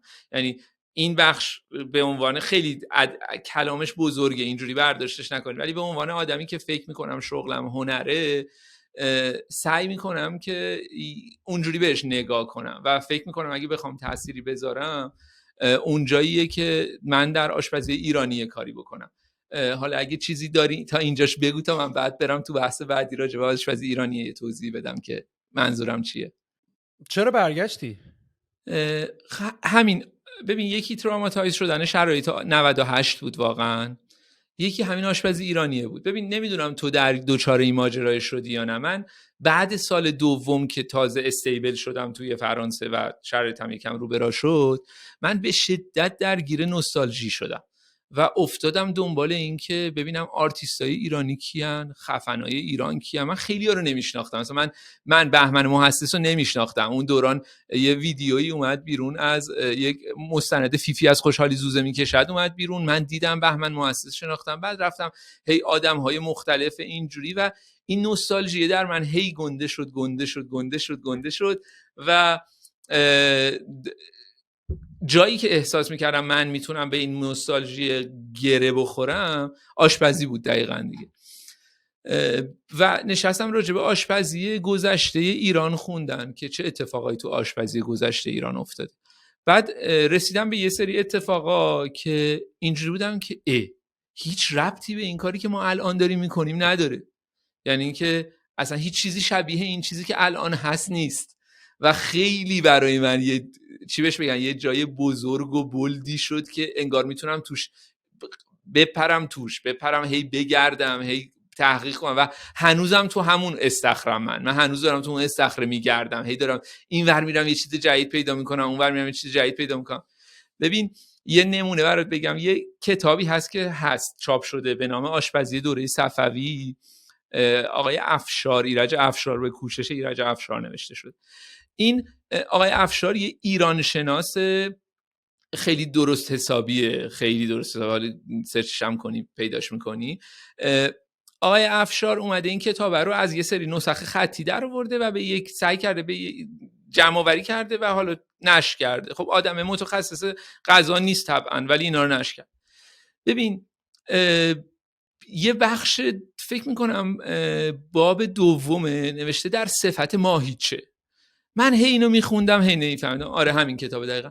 من هی اینو میخوندم هی نمیفهمیدم، هی میخوندم هی نمیفهمیدم. من اومدم با یه آدمی کانکت شدم و یکی از آدم‌هایی بود که توی نشر نی کار میکرد و کمک به من کرد که این متن رو مثلا بتونم روون‌تر بخونم. بعد فهمیدم که ما در دوران صفوی یک اتفاقی داشتیم به عین پاستا. یعنی ما از آب و کره که نه، چربی حیوانی، ما پاستا درست میکردیم به شکل‌های مختلف. ببین یه مثالش اینجوریه، این خمیره رو درست میکردن، لولش میکردن دراز و بعد مثل لای عربی میپیچوندنش، بهش میگفتن بندگیسو. آخه خیلی زیبا بود واقعا، یعنی من قشنگ تحت تاثیر قرار میگرفتم. بعد اینایی که شبیه پاستا بوده رو رنگی درست میکردن، یعنی با زعفرون زرد میکردن، با نیل آبی میکردن، با نمیدونم چی قرمزش میکردن و رنگی تو بشقاب میذاشتن. ببین این از این چیزی که الان اسمش آشپزی ایرانی 1000 پله فاصله داره و از این چیزی که دنیا داره انجام میده خیلی فاصله نداره. و من اینجا اون جایی بود که احساس میکردم میتونم بپرم توش، بغلش کنم و انجامش بدم و دوستش داشتم و همه چی شبیه این. یه جایی جالبش اونجا بود که تو کردنبولی تکنیکی به ما یاد دادن. تکنیک این بود که چجوری داخل بدن مرغ خالی کنی. خب و اینجوری بود که مثلا حالا توضیح میدم که بفهم. انگشت تو از کنار گردن میکنی تو، ششا رو جدا میکنی با اینجوری به این شکل انگشت، دو انگشتی، بعد از پشت میگیری کل شکم در میاد. خب ما این کار رو الان هیچکی بلد نیست انجام بده و هیچکی انجام نمیده. یعنی اگه مرغ از بیرون بخری در ایران، ششاش حتما بهش چسبیده، اگه چیز دیگه ای نباشه شش ولی هست تو بدن مرغ. این تو اون کتاب هست. عجیبه 500 سال پیش ما 500 سال پیش تکنیک داشتیم بابت در آوردن مرغ و الان استفاده نمی کنیم و کردنبلو اینو از یه تریک به من یاد میده. و خب من اینجوری شدم که وای من خیلی باید بخونم، خیلی باید بگردم، خیلی باید تحقیق کنم و خب خیلی بازیه برای من جالب شد. ولی یه دغدغه‌ای که این وسط بود این که آدما رو بیای بهش بگی که اینی که تو داری میخوری غذای خوبی نیست. منظورم این نیست، اینو اینقدر بد برداشت نکن، ولی منظورم اینه که بیای به آدما بگی که ببین غذای ایرانی این شکلی بوده، اینقدر خفن بوده. خب خیلی نیاز به مدیا داره برای من. خب و من یه کمی نمیدونم این مدت اگه منو شناخته باشی، من خیلی آدم سوشالی نیستم، خیلی سختمه تو سوشال کامیونیکیت کردن و اینا. من سعی کردم این کارو برای خودم فقط برای خودم انجام بدم و اینو با مشتریام در میون میذاشتم. یعنی اگه مشتریام میمدن و پا به من میدادن برای صحبت کردن، من میشستم و حرف میزدم کلی. و مثلا مثالش هم مثلا تو آتلیه این بود که من اومدم سیرابی درست کردم، یکم تکنیکال، یکمی اونجوری نمیدونم، اومدم سعی کردم نون پنیر رو خیلی مدرن ارائه کنم، نمیدونم اومدم سعی کردم مثلا از متریال ایرانی که به نظر من کشک خیلی متریال ایرانیه، اومدم کشک رو با وانیل قاطی کردم با یه روش پخت فرانسوی به اسم فلن، اینو با هم قاطی کردم و فلن کشک و وانیل درست کردم. اینا اتفاقاتی بود که به نظر من تو مسیری بود که من میخواستم. من اصلا نمیخوام بگم من دارم درست انجام میدم یا غلط، چون واقعیتش اینه که خیلی هم معیاری براش نداریم که بخوایم بسنجیمش درستش یا غلطش چیه. ولی اون جایی بود که منو خیلی موتیویت میکنه و خوشحال میکنه رو بهش حرکت کردم. و الانم واقعا بلند مدت دوست دارم که اینو پیش ببرم. یعنی دوست دارم برم بگردم آشپزی ایرانی رو یه کاری کنم که بشه، حالا خیلی اداوار اینجوری بگم، بشه میشلن استار تور سروش کرد، بشه توی رنگ‌های دنیا دیده بشه و اینجوری میشه که آشپزی ایرانی، یعنی این به نظرم تنها تأثیریه که من میتونم تو کار خودم روی این جریانه بذارم، چون که هیچ جای دیگه‌ای، یعنی من آشپزم واقعا نمیتونم فعالیت اکت سیاسی بکنم، نمیتونم اکت مدنی بکنم و تو فلسفه‌م هم این شکلیه که من فقط میتونم آشپز خوبی بشم، اینجوری میتونم آدم تاثیرگذاری باشم. ببین این نکته که تو داری میگی، ما اتفاقا تو یکی از اپیزودهای پادکست راجعش صحبت کردیم، حالا به شکل غیر مستقیم، اونم در رابطه با این بود که خب ببین من خودم شخصا غذای ایرانی خب خیلی چیز باحالیه. یعنی ما هر موقع اینجا میخوایم تو خارج از کشور مثلا یه غذایی بخوریم، جز حالا نمیدونم ساندویچ و برگر و فست فود غذای وسترن، یا حالا مثلا بری غذای آسیایی، حالا ژاپنی، اینا تو فاز سوشی و نمیدونم رول و این داستانا، یعنی یه چیز خیلی فیکسیه. همه جای دنیا که میری تعداد غذایی که در دسترست هست، حالا یا مکزیکی، یا بری یا مثلا یه تاکویی بزنی، یا یه سوشی بخوری، یا مثلا یه برگر، ساندویچ، پاستا، پیتزا، اینا. و حالا درسته که حالا غذاهای مثلا ویتنامیز و فو و اینا هم همه مثلا خیلی ورایتی خیلی خاصی دارن. ولی خیلی نکته جالبیه که ما غذای ایرانی رو به شکل اینترنشنال، یعنی تو هر جای دنیا بریم مثلا میگن آقا بریم غذا مکزیکی بخوریم، هر جای دنیا بریم مثلا میتونی بگی بریم غذای مثلا چه میدونم بریم مثلا غذای ژاپنیز بخوریم، بریم چاینیز بخوریم، ولی ایرانی تو فود کورت ها نیست، مگر اینکه یک نفری اومده باشه یه رستوران ایرانی زده باشه. ولی و اینجا یه طوریه که دوستای من، یعنی مثلا همکارای غیر ایرانی من، ما هر موقع بهشون غذای ایرانی دادیم مرید شدن. یعنی من یه ترکیبی هم جدیداً کشف کردم که خیلی جواب میده، مثل که کوبیده، حالا شاید تو یکم فوش هم بدی، ولی کوبیده با فسنجون، یعنی برنج رو تو فسنجون رو تو برنج بزنی ولی کوبیده هم کنارش داری. حالا میکس عجیبی هم نیست البته و خیلی الان طرفدار پیدا کرده این قضیه. ما بچه‌ها رو که میبریم همش یه کوبیده یه فسنجون سفارش میدن. چه دلیلی داره سپر که غذای ایرانی اینطوری و پتانسیلش هم کامل داره اینطوری توی دنیا نچرخیده که تو فود کورتی که میری که همه غذاهای دنیا رو مثلا گذاشته، از مدیترانه‌ای گذاشته تا پیتزا رو تو اونجا میتونی توی فود کورتی که همه کشورها رو داره ساپورت میکنه ایرانی نمیبینی. تو رستوران‌ها تو مال‌های بزرگ دنیا میری ایرانی نمیبینی. ببین صنعت غذا یه صنعت خیلی بزرگیه، هی بخش داره دیگه. مثلا نکن یه صنعت غذا یه بخش خونگی داره، یه بخش اینداستریال داره، یه بخش آرتی داره، یه بخش نمیدونم تاپ مثلا تاپ ناچ فلان داره، اینا کنار هم دیگه. خب ببین چیزی که من فهمیدم، اصلا بهش تصدیق 100% نمیذارم، این نظر منه، چیزی که من ازش فهمیدم اینه که بعد از دوران قاجار، یعنی اول پهلوی، یه مدرنیته‌ای داخل ایران اومد. خب که این مدرنیته همراه خودش غذاهای کژوال اروپایی آورد، یعنی اروپا و امریکا، بیشتر امریکا حتی اونا رو آورد و این باعث شد که آشپزی ایرانی هی بره کنار. یه اتفاق دیگه این بود که ما به خاطر فرهنگ ما خب فرهنگ مذهبی بوده دیگه. این فرهنگ مذهبی کلا خوراک اتفاق دونیه، یعنی اینکه تو شکمبارگیه، خیلی نباید بهش توجه کرد. اینم دوباره اونو هل داده کنار.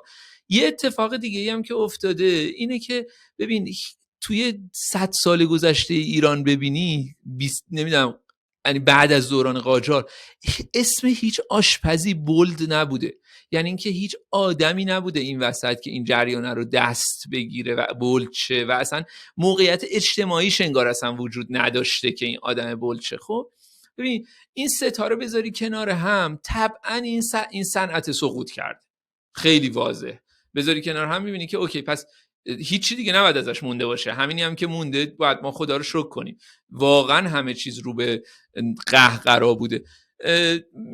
میگم ولی من یه جوری خودم رو نمیدونم درست بگم، ولی احساس میکنم اگه نسل ما دیگه کاری نکنه از بین میره، هیچی دیگه ازش نمیمونه. ببین الان بازم میبینی یه سری کارا که مثلا گوشه و کنار ایران میرن تو نمیدونم روستاها دنبال غذا میگردن، میرن اونجا یکی سعی میکنه رو اون کتابه یه کاری کنه، همه دارن یه تلاشی میکنن که این اتفاق بیفته و به نظرم هم خیلی درسته. امیدوارم هم که بیفته. میگم من امیدوارم واقعا به سهم خودم یه حجمی از این جریان رو انجام بدم و الان باز یکی از نگرانیام از این که دارم این کارو نمی‌کنم اینه که شرایط اقتصادی من به من اجازه نمیده من این کارو بکنم و مجبورم که خرج زندگیمو لاغن درم، حقوق بچه‌هامو درم و اگه اونا رو در نیارم نمیتونم این چرخه رو بگردونم و اگه اونو نگردونم تاثیرگذار نمیتونم باشم و واقعیتش هم دوست ندارم برم تو اینستاگرام کار کنم. دلم میخواد که واقعی آشپزی کنم، اون برام خیلی مهمه. یعنی به خاطر مدلی که آشپزی یاد گرفتم،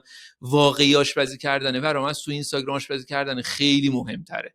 وگرنه آره میتونم برم بشم یک پژوهشگر، برم بشم یه آدم اونجوری ساینسی، ولی اون شکل آشپزو نداره، اون هیجان آشپزی رو من تخلیه نمیکنه. واقعیت اعتبارش هم دیگه نخواهی داشت که راجبش اگه دستت تو بازی نباشه نمیتونی خیلی هم راجبش نظر بدی. یعنی دقیقاً همیشه هم به من میگفتن، میگن تو چرا پادکست تو فول تایم ادامه نمیدی؟ میگم اولا که جاب من چیزی هست، گفتم منم مثلا به واسطه اینکه دارم دیگه یه کار دیگه میکنم توی لوپ قضیه هستم که میام اینا رو بقیه صحبت میکنم.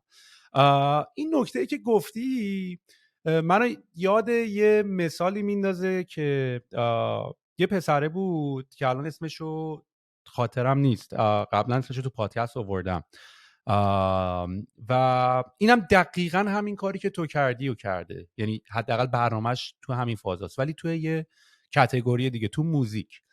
این اومد ایران، شروع کرد رفت شهرهای مختلفی که شاید من و تو حتی اسمش هم روی نقشه هم حتی نشیم، یعنی بگن این همچین چیزی تو ایرانه ما اصلا نشیم اسمشو. این شروع کرد با خودش، اومد یه میکروفون و ریکوردر و اینا براش اومد ایران و شروع کرد ایرانو مسافرت کردن و رفت تمام این پیرمرد پیرزن هایی که سازهای ما خیلی مثل ساز ایرانی زیاد داریم که اصلا ازش خبر نداریم، یعنی بین دف و دایره هم انگار 10 تا کاتگوری ساز هست و هر شهری خیلی دور از تصور نیست. آره، هر شهری اومده یکم یه کاستومایز کرده، یکم یه چیزو تغییر داده، حتی یه کاتگوری ساز جدیدی ازش به وجود آورده. و اتفاقی که افتاده بود این بود که اینا خیلی مثل سینه به سینه علمش میرفته بغل، یعنی اون نواختن اون ساز، تکنیک‌های اون ساز، اینا رو فقط سینه به سینه داشتن انتقال میدادن و الان رسیده بوده نسل به یه جایی که آدمایی که توی این شهرها بودن دیگه سناشون چند 70 80 90 سال بود و داشتن میمردن و این پسره یه همچین چیزی دیده بود، احساس خطر کرده بود که اصلا اینا هیچ جوری ثبت هم نشده تو، حالا مثلا دهاتای خیلی دور افتاده یا جایی بوده که حالا دیجیتال نبوده که اینا ثبت بشه یا نوشته بشه یا داکیومنت بشه. و این اومد شروع کرد یه فکر کنم یه 3 4 5 ماهی اومد ایران و شروع کرد تمام شهر رو رفتن و شروع کرد تمام این سازها رو صداشون سامپل ازش در آوردن که الان هم یه لایبرری هست. میام قبلا تو پادکست راجعش صحبت کردم، حالا اگه کسی خواست یادآوری کنه تو کامنت ها بذاره، من میرم اسمشو پیدا میکنم دوباره میذارمش.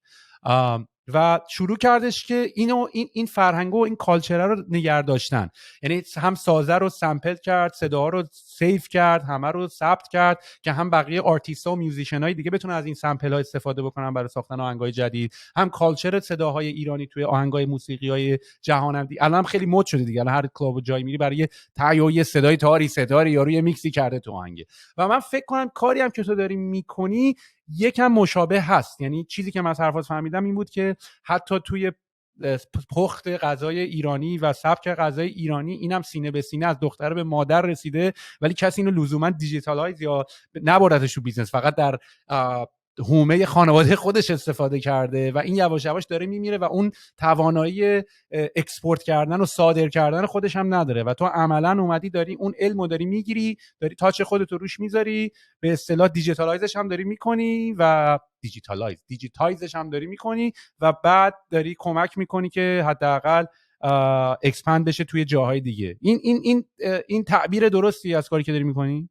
ببین آره سعیم اینه، ولی میگم من چند تا موضوعی مثلا هست. یکی این که من خیلی امیدوارم، یعنی آرزومه که من از سمت اتفاقهای خوب دنیا دیدشم، رنکینگ های خوب دنیا. خب و این الان یکی از ناامیدیام دوباره همینه که ما در توریست توی مملکت بسته شد، صفر، هیچ آدم دیگه ای نمیاد و بره و همین بغل توی دبی دارن این کارو میکنن میگیره، توی ترکیه دارن این کارو میکنن دیده میشه و من اگه یه روزی افتخار این نمیدونم شانس اینو داشته باشم که دیدشم از یکی از رنگ‌های دنیا، اون موقع میتونم خیلی راحت تر این اکسپورت کردنه. یکی این، یکی دیگه این که ببین ما عقبه آشپزیمون بدن این که کشور سلطنتی بودیم خیلی قوی بوده. ما اصلا همه کشورهایی که عقبه آشپزشون خوبه به همین دلیله، چون که باید شاهو راضی میکردن، آشپز باید شاهو راضی میکرده، پدر خودش رو در میورده که بهترین کارو بکنه، کار عالی بکنه، کار خوب بکنه، بهترین متریال و اینجوری بوده که و ما هم همینجور بودیم. ما شاهد قاجار داشتیم، قبلش صفویه و تو اون دورانها همش داشته اتفاقهای اساسی می افتاده، هر روز داشته نوآوری بوده، هر روز داشته اتفاق افتاده، به علاوه محدودیت ها که خب ما کشور خیلی چیزی نبوده، یعنی اون موقع که لوجستیک نبوده، که مثلا اون موقع که اصفهان بوده مرکز پادشاهی، همه چی گوشت و نخود و دارچین بوده، ولی سوسیس درست میکردن. تو همین کتاب خیلی برای من جالبه، گوشت و نخود و اینا رو با هم له میکردن، تو روده یک گوسفند سوسیس میکردن. خیلی اتفاق عجیب غریب بوده، یعنی به همه تکنیک هایی که تقریبا دنیا رسیده بوده اینا هم رسیده بودن، داشتن میکردن، ولی این ادامه پیدا نکرده، این مونده. این دقیقاً میگم به نظر من، یعنی چیزی که من فهمیدم نقطه استوپش شروع دوران پهلوی بوده و برای من هم اینجوریه که اگه بتونم دارم سعی میکنم الان هی دیتای خودم رو هی بیشتر کنم، بیشتر یاد بگیرم. اگه بتونم این کارو بکنم و یه موقعی من دیده بشم از یه جایی، یعنی انقدر یاد بگیرم، انقدر خوب بشم که از یه جایی دیده بشم، اون موقع اکسپورت کردنش کاری نره. اون موقع اتفاقی میفته که نمیدونم تو رستوران نومای دانمارک رو میشناسی یا نه. ببین نومای دانمارک 2010 اولین بار فکر میکنم از طرف تاپ 50 2010 دیده شد و الان یه کاری کرده که قطب صنعت غذا شده کوپنهاگ. یعنی کوپنهاگ الان 3 تا رستوران در لیست بهترین رستوران های دنیا داره، تو لیست 50 تا داره. خیلی اتفاق عجیبیه. و خود رنه شف نوما هم همینه، میگه من وقتی که دیده شدم از سمت اون تاپ 50 دیگه دستم باز شد، دیگه تونستم یه عالمه کار بکنم، دیگه تونستم بگم ببین فرمنتیشن ما اینجوری استفاده میکنیم تو آشپزی، ببین ما داریم این کارو میکنیم، ببینین ما داریم این کارو میکنیم. ولی من هیچ جا دیده نمیشم که هیچی، اونو بذاریم کنار، درو که بسته شده دیده نمیشم هیچی. همین الانم هر کاری که بکنم به خاطر این جو کوچیکی که وجود داره خطرناک به نظر میاد. یعنی اینجوریه که یه رقابت ناسالمی که وجود داره و ناخواسته هم هست. میگم من واقعا تک تک آدمایی که دارن تو ایران تو این صنعت کار میکنن و دستشون رو میبوسم و انقدر سخته تو این شرایط کار کردن که واقعا دست تک تکشون رو هم میبوسم. ولی جو خوبی نیست، مثل همه چیزای دیگه. اینو توی همه اتفاقا میشه دید دیگه، کاریش هم نمیشه کرد واقعا. ببینم یه سوال تکنیکال که همیشه تو ذهنم بوده، میخواستم حالا فکر کنم الان اکسپرتش اینجاست میتونیم ازش بپرسیم. خب یکی از نکته هایی که ماها مثلا حالا مثلا توی کشورهایی مثل حالا اینور هم حالا خبری نیست ولی کلا حداقل یه استانداردایی رو دیگه مثلا دارن رعایت میکنن دیگه. مثلا سازمان غذا و داروش فودن اف دی ای حداقل یه مقداری از اتفاقاتی که حداقل تو ایران میفته یه مقداری بیسیک تره. یعنی حالا آبمون امروز کثیفه، هوامون امروز کثیفه، تو غذامون نمیدونم اینو ریختن تو پرتقالا و میوه‌هامون نمیدونم سم. حداقل البته ما که یواش یواش داریم میبینیم اینورم به همون افتضاحی داره میشه، یا حداقل دو سه تا امور دارن، ولی دیگه ایران هم دیگه خیلی دیگه مسخره است و اینا. و من خودم شخصا راستشو بخوای هر بار که میام ایران یا وقتی ایران زندگی میکردم تعداد بار مریض شدنم خیلی زیاده. میدونی حالا یا از هواست یا حالا از نوع غذایی که میخورم. ولی من اینجا که هستم که حالا اون لاکچری این که خانواده‌ام و اینا هم دورم باشن نیست که اگرم مریض بشم، ولی خدا رو شکر خیلی اتفاق خاص عجیب غریبی برام نیفتاده. کیفیت غذاها آخه تو ایران هم که دیدی یارو گوشت داره رو زمین احتمالاً میکشه میبره جلو، دست میکنه تو دماغش یه جا میکنه، اصلا نمیدونی. یعنی اینا چیزی نیست که توی ایران بخواد خیلی رعایت بشه. کیفیت مواد غذایی توی ایران چطوریه و این پروسسی که ازش میگذره آیا واقعا روش مدیریتی هست؟ یعنی مردم ما مسموم نمیشن؟ این غذاها واقعا کیفیت داره؟ ما چیزی که ما داریم تو ایران داریم میخوریم؟ ببین واقعیتش اینه، این سوالی که پرسیدی خیلی کلیه. بذار تو بگم منظورم چی. من توی آتلیه فریزر استفاده نمی کردم. وقتی فریزر استفاده نمی کنی طبعا عدد ضایعاتت میره بالا، بعد اون عدد ضایعات میاد رو هزینه نهایی دیگه و قیمت تمام شده میره بالا. خب ببین برای یه رستوران در اشل درست حسابی اصلا منطقی نیست این کارو بکنه، چون اگه این کارو بکنه نسبت کاستی که میاد روی کاستش به نسبت فروشی که میخواد بکنه اصلا عددش رو بی منطق میکنه. خب برای همین تقریبا همه رستوران ها مجبورن که از فریزر استفاده کنن. خب حالا ماهی که میره تو فریزر به نظر من به درد پختن نمیخوره از لحاظ آشپزی. خب حالا علاوه کوالیتی و اینا دیگه بازی یه رنجی داره. حالا چیه؟ ببین بقیه دنیا مثلا اینجوری بود، فکر کنم براش من نمیدونم کانادا دقیقاً چجوری، ولی فرانسه اینجوری، فرانسه مرغ از 4 یورو تا 40 یورو پیدا میشد. خب آدما هم فرقش رو متوجه میشدن و پولش هم حاضر بودن بعضن پرداخت کنن، یعنی رنجش رو.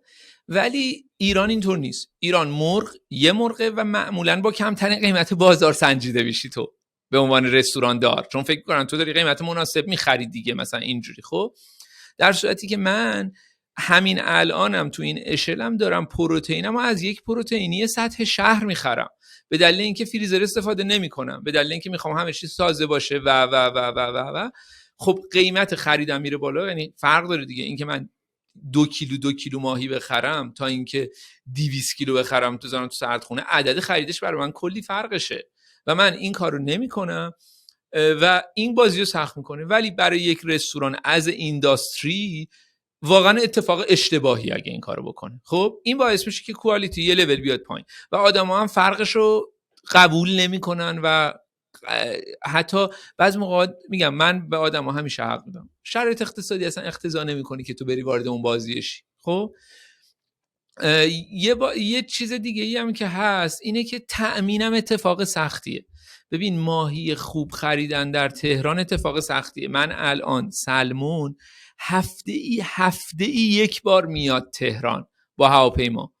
چجوری من انتظار دارم سلمون تازه بدم؟ یعنی اون که داره تو تهران سوشی خوب میده خداست، یعنی باید دمش گرم داره این کارو میکنه و این اتفاق به همه چیز تضمین پیدا میکنه. دقیقاً به همه چیز تضمین پیدا کنه. یعنی من باید برم بگردم ارزون ترین سیب زمینی بازار رو بخرم، در صورتی که اروپا اینجوری نبود. ما سیب زمینی مخصوص پوره میخریدیم، عددش هم میتونستیم از مشتری بگیریم.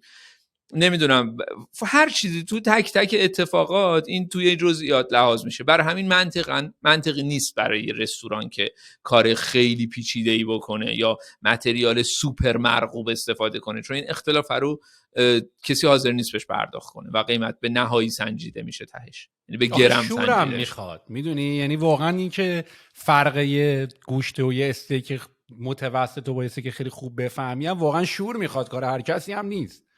ببین شعور ببین اینم باز من مردمو ازش مبرا میکنم، یعنی اینو نمیخوام بزنم گردن آدمو. این یه دلیلش اینه که ما با دنیا کامیونیکیت نداریم. من توی کامیونیتی خوب تهرانم، از هر کی میپرسم آقا تا حالا رستوران 3 ستاره میشلن غذا خوردی؟ خیلی عدهشون کمه. نمیدونم میدونی منظورم چیه؟ ما این کامیونیکیتو نداشتیم هیچ وقت با دنیا، هیچ وقت غذا مسئله اساسیمون نبوده، هیچ وقت اصلا از جنبه آرت نسل ما داره بهش نگاه میکنه که چه اتفاقی داره میفته. خب نمیشه از آدم انتظار داشت، آدمو نخوردن. ببین آقای دریابندری، اگه بشناسیش، نجف دریابندری، یه کتابی داره در ایران که خیلی معروفه به اسم مستطاب آشپزی یا از سیر تا پیازه آشپزی. خب اول این کتاب توی مقدمش یه جا یه حرفی میزنه راجع به غذا، این خیلی به نظرم مهمه. میگه که سلیقه چشایی قابل آموزشه، مثل سلیقه بینایی، مثل سلیقه شنوایی. خب بعد یه مثال خیلی خوب میزنه، میگه که اگه به ارسطو که اکثرمون اعتقاد داریم این آدمه، بله ایشون از آدمای خفن ایران بودن و متاسفانه به تازگی هم ما از دستشون دادیم، ولی یه کتاب آشپزیشون مترجم بودن، مترجم فلسفه بودن، آشپزی رو به عنوان هابی انجام دادن، ولی یکی از منبع‌های خوب آشپزی. ببین میگه ارسطو به عنوان آدمی که این همون کتاب معروف است، یه خونه همه هست یا نه؟ بله دقیقاً، نه این همونه دقیقاً. ببین یه مثالی میزنه، میگه ارسطو که ما به عنوان یک آدم باهوش در قبولش داریم، ارسطو اگه یه عکس 3:4 از خودش رو بهش بدی ببینه، به احتمال زیادی 20 دقیقه دور خودش میگرده تا بفهمه چی شده، چون چشش آموزش دیدن عکس 3:4 ندیده. من که از ارسطو باهوش‌تر نیستم که، ولی من چون از بچگی عکس 3:4 دیدم، الان تا میبینم میفهمم این عکس من. خب غذا هم دقیقاً همینه، سلیقه ذائقه چشایی همینه. من اگر نرفته بودم فرانسه، اگر غذای خوب نخورده بودم، اگر چندین بار تکرار، من همین الان هر از چند گاهی به عنوان یک وظیفه شغلی مسافرت میکنم و غذا میخورم، به عنوان وظیفه شغلی، چون فکر میکنم من نیاز دارم که آپدیت بمونم، نیاز دارم که بدونم مزه خوب چیه، گم نشم توی مزه های خونه، گم نشم تو غذاهایی که دارم هر روز میخورم. وظیفه داری سوشی خوب بخوری. آره و واقعا این چیز دیگه، این منو نگه میداره در جایی که خب سلیقه‌م از یه حدی افت نکنه.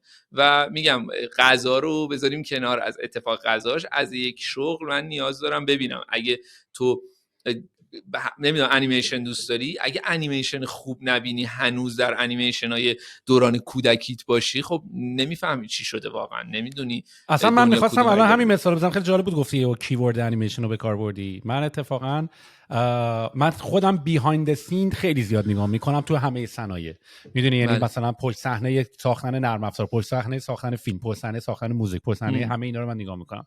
و خب مثلا پیکسار که همین راتاتولی رو ساخته، اون موقع که من داشتم مثلا بیهایند سینش رو نگاه میکردم، اینا اصلا دیزنی برای هر بار که میخواد فیلم بسازه، برای اینکه مثلا اگه میخواد چنم یه کوالایی بسازه، تیمو ورنداره میبره مثلا استرالیا. راتاتولی واقعا رفته بودن فرانسه، داشتن محیط فرانسه رو داشتن نگاه میکردن، داشتن نوع آشپزا که چجوری غذا دارن درست میکنن رو داشتن نگاه میکردن، تمام این دیتیل‌ها رو داشتن در میآوردن. دقیقاً من آتلیه داشتم سعی میکردم این کارو بکنم. ببین من داشتم سعی میکردم اگه بتونم مثلا 4 تا از بچهای اصلیمو بردارم ببرم دبی مثلا یا ترکیه، بگم بیاین غذای خوب بخوریم ببینیم چه حسی داره. خب و این دقیقاً چیزی که آدمو ندیدن. ببین ما تو کار خودمون توی بخش سرویس با این مشکل داریم. خب آدمایی که توی رستوران‌های ایران در بخش سرویس کار میکنن، خب خیلی آدمای سختی ان واقعا، یعنی سخته براشون، ندیده بهترین جایی که غذا خورده با بهترین جایی که در دنیا هست فاصله داره و من اونرم یه توقعی بی جایی ازش دارم. خب ازش میخوام که ببین مثل دنیا رفتار کن، ببین مثل دنیا فلان کن. خب این اتفاق خب واقعی نیست، نمیافتم و منم دارم یه دست و پای الکی میزنم و این میگم این بازم به خاطر اینکه ما با دنیا رفت آمد نداریم. ما یه جلسه هایی توی آتلیه میذاشتیم، میشستیم یوتیوب میدیدیم، میشستیم با بچه‌ها رستوران خوب و یوتیوب میکردیم و میدیدیم که بچه‌ها ببینن که لاغن بصری دیده باشن، حالا طعمی که امکانش نبود برام ولی بصری دیده باشن و این واقعا کار پیچیده‌ایه. اینم از همون اتفاقاتیه که علل معلول کار حرفه‌ای کردن کار نشدیه تقریبا در این مملکت. اینو یاد یه بار اتفاقا توییتش هم کردم. یه بار همین موضوعی که تو داشتی میگفتی رو من همون اوایل که منم از اینجا رفته بودم ایران، ریحون رو ساخته بودیم، این استارتاپ رو داشتم به رامین و پرام کوفاندرام داشتم میگفتم که بچه‌ها ما باید عین یه تیم ورد کلاس کار کنیم. بعد رامین به من گفتش که آفیست ورد کلاسه، حقوقت ورد کلاسه، بابات ورد کلاسه، ننت ورد کلاسه، چیت ورد کلاسه که ما ورد کلاس ها کار کنیم آخه. خدا. البته یکی از بچه‌ها وقتی من این توییتر رو زده بودم که حالا به جنبه شوخی هم زده بودیم، یه نکته خیلی جالبی گفت. حالا من نمیگم ما واقعا ورد کلاس یا ورد کلاس بلدیم یا ورد کلاس کار میکنیم، ولی توییته برام جالب بود. یعنی من خودم به خنده زدم، ولی یارو زده بود که آره ولی حداقلش اینه که ورد کلاس فکر میکنی یا حداقل فکر میکنی میتونی اداشو در بیاری یا حداقل امبیشنشو داری که اونقدی مثلا بزرگ بخوای فکر بکنی در این باره. آره قبول دارم. میگم من خودم واقعیتش یه حسی که الان یه کمی ازش ناراحتم که دارم اینه که من اینجوری بودم که من میخوام سعیمو میکنم، همه تلاشمو میکنم، به نظرم آدما هم میخوام. ببین من روزی که برگشتم ایران اینجوری بودم که چقدر آدم مستعد، چقدر آدم خفن، چقدر آدم پر انرژی که میشه از، ولی ببین روز به روز انرژی آدمو بیشتر گرفته میشه، روز به روز انگار جامعه داره میکشه انرژی تو بیرون. یعنی تو باید زور بزنی که سرحال فقط بمونی، تو زور بزنی. ببین من الان تقریبا سال پیش کم که آتلی افتاده بود رو دور، مثلا یه 3-4 ماه بود بیشتر، مثلا 5 ماه شروع کردم ورزش کردن. ببین واقعا الان من از اینکه 4 ماه 5 ماه میخوام ورزش کنم، حس این که پاشم از جامو ندارم واقعا. ببین خیلی کار میکنم و روزی 17 ساعت من بعضن کار میکنم به خدا، ولی ورزش رو نمیتونم بکنم چون رواله درستی نیست واقعا واقعیتش. میفهمم چی میگی، میفهمم. آخه خب یه داستانی هم هست، همیشه ایران رو خیلی ما معروف میدونیم به اینکه به خاطر اینکه زدن همه تفریحات دیگر رو از همون گرفتن، واسه همین خوردن شده یکی از تفریحات و خوردن هم در ایران به بهانه خوردن رفتن جایی که اکسپریانس ها و تجربه مختلفی میتونی داشته باشی. که فکر میکنم حالا نمیدونم این دلیلی که تو اسم محل کارتو گذاشتی آتلیه یه کار روالیه که رستوران ها ممکنه اونایی که خیلی کار هنری میکنن اسمش اینطوری بذارن، یا این یه تاچیه که از سمت خودته؟ ببین نه هست، ما چند تا رستوران آتلیه قن داریم، آتلیه نوئل داریم، یه چند تا آتلیه ژوئل قبوشن داریم، یه سری آتلیه داریم در دنیا و منم کپی اونا رو کردم. ولی پیش‌فرض این بود که من به 2 دلیل، یکی این که میخواستم جنبه آرت جریان رو هی بکشم بالا، بگم که آرت مهمه. دلیل دومش این بود که من واقعا آدمی نیستم که بخوام خودم رو بولد کنم خیلی یا بگم من کار خفنه رو کردم. اینجوری نیست. از وقتی هم که آتلیه رو زدم اینجوری کردم که تیمم واقعا هم تیمم. اگه من هیچ کاره بودم اگه تیمم نبود. خب ولی اسم آشپز چون به چشم نمی اومد، من اینو آوردم از عمد گذاشتم آتلیه سپهر سرلک، خب که اسم بیاد بالا، بگن آشپزه داره این کارو میکنه، اونر نیست، یه نمیدونم شرکت سهامی خاصی، یه آشپز داره آشپزی میکنه. و این برام مهم بود که اگه واقعا الان بخوام دوباره تصمیم بگیرم شاید اسممو نذارم، واقعا اینجوری باشم که بگم نه آقا بذار من اونجایی که باید معلوم باشه که من دارم این کارو میکنم معلومه. ببین البته چقدر خوشگله جاش. البته برند هم هست دیگه، یعنی خیلی داریم الان که اسم افراد شده برندی که دیگه خیلی مهمم نیست که به اسم اون شخصه یا نه. به هر حال خب یا ایلان ماسک، میدونی ایلان ماسک هم که هیچ کدوم از این کارا رو که نمیکنه، اسپیس ایکس و تسلا و تمام این داستانای که داره انجام میده، تیم پی آر نداره ولی اسم شده پی آر. وگرنه واقعا هر کدوم از این شرکت‌ها یه مدیر عاملی دارن، ولی حالا اسمن این مدیر عامل، حالا نه اسمن خودش خیلی انجینیر خفنیه، ولی پوینت حرفم اینطوریه که لزوما راجع به شخص سپهر سرلک دیگه میتونه نباشه دیگه. سپهر سرلک یه برندیه، یه اسمیه، شبیه اسم خاص میمونه دیگه. دقیقاً واقعا هم همینطور شد. یعنی اینکه واقعا هم اینجوریه که میگم من به شدت به تیم ایمان دارم، یعنی مطمئنم که بعد اصلا کار ما کار تیمیه، خیلی کار تک نفره نیست اون اشلی که من میخوام انجام بدم، لاقند قصد دارم انجام بدم. اصلا امکان نداره که یه نفر بتونه این بار رو به دوش بکشه. یه چیز عظیمیه که اصلا دژا مثلا 20 نفر آدم میخواد در یه کوچیک‌ترین اشلش، و برای همین به نظرم تیم مهمه. و همینه که تو میگی، من از برند فقط اون جلوام و میگم خیلی هم سوشال نیستم، خیلی هم بلدشم نیستم واقعیت. من خیلی همین جوریم که هستم، خیلی حرف بعضا نامربوط زیاد میزنم که نباید بزنم، ولی بلدم نیستم یعنی باش دیل کنم خیلی. خب پس الان داستان این کاری که این اخیراً داری میکنی چیه؟ حتی دیدم که توی دیوینا هست کردی، محمد رضا و فقیه و اینا همه بچه‌ها بودن، یه سری ایونت داره اونجا برگزار میشه، اون قضیه چیه؟ ببین واقعیتش نه، این لوکیشنی که دیدی من یکم الان غمگین شدم این که من اینجا رو بستم و دارم تحویل میدم. دلیلش هم اینه که من بعد از اخیراً دقیقاً بعد از همین شلوغی‌ها من یک ماهی زور زدم، یه 2 ماهی بیشتر زور زدم، بستم ولی پشت پرده زور زدم، ولی توان مالیشو واقعا نداشتم که ساپورتش کنم. میتونستم ازت بپرسم که وقتی میگی این اخیراً، شرایط اخیر یعنی چی؟ یعنی مردم دیگه رستوران نرفتن؟ چه اتفاقی افتاد؟ ببین من مدل رستورانم خیلی تجربه محور بود دیگه. نمیدونم چقدر میدونی من ست منو میدادم. ست منو یعنی اینکه آدما بعد میمدن 5 تا بشقاب 1 2 3 4 5 میخوردن و خیلی تجربه محور بود. تعداد صندلی هم کم بود، 28 تا صندلی داشتم و اینجوری بود که تجربه برای آدما خیلی جذاب بود. خب بعد از این اتفاقای اخیر، بعد از مهر که اتفاق مهسا امینی افتاد، مردم حال تجربه کردن نداشتن، منم نداشتم، فکر کنم هیچکی نداشت اون تایم تو ایران که تجربه کنه چیزیو. و من یهو فروشم مثلا 80% افت کرد. من حالا یه خبری مثلا دارم تقریبا از همسنفیا، مثلا صنعت‌های عادی انقدر افت نکردم، مثلا زیر 30% اینا بود، من یهو 80% افت کردم. و خب من هزینه سربارم خیلی زیاد بود و منم داشتم پول در میوردم خرج میکردم، یعنی هیچی اندوخته نداشتم، واقعا صفر. ببین من آتلیه رو که باز کردم با 0 تومن باز کردم، یعنی من همه آتلیه بدهی بود.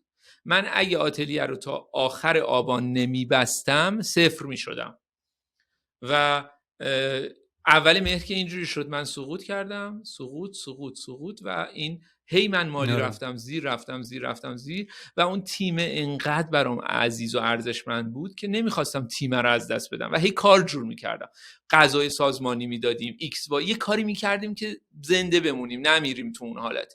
که من این دیوینا که رفتم اتفاقا اینجوری شد که من کار میکردم با دیوینا هر از چنگای ایونتی و میخواستم که آتلیه رو شبا باز کنم، فقط بهم گفتن که چرا نمیای اینجا باز کنی. ما قبلش راجع به لوکیشن آتلیه خیلی قر میزدیم و قر میشنیدیم که نمیدونم توالتتون جاش بده، صندلیاتون خیلی تو همه ایکس وای زد و خب این یه جوری هم فرصت بود هم احساس این شکلی بود که رو به بهتر شدنه مثلا و بذار بکنیم و مالی هم یه کمی از بار مالی و اون کسی که قرار بود اونجا من باش کار کنم اون برمی داشت و این اتفاق باعث شد که من خب برم دیوینا و اونجا شروع کنم. میگم اصلا تغییر سبک دادم، ست منو الان نمیدم مگر اینکه کسی بخواد رزرو کنه براش و بیاد.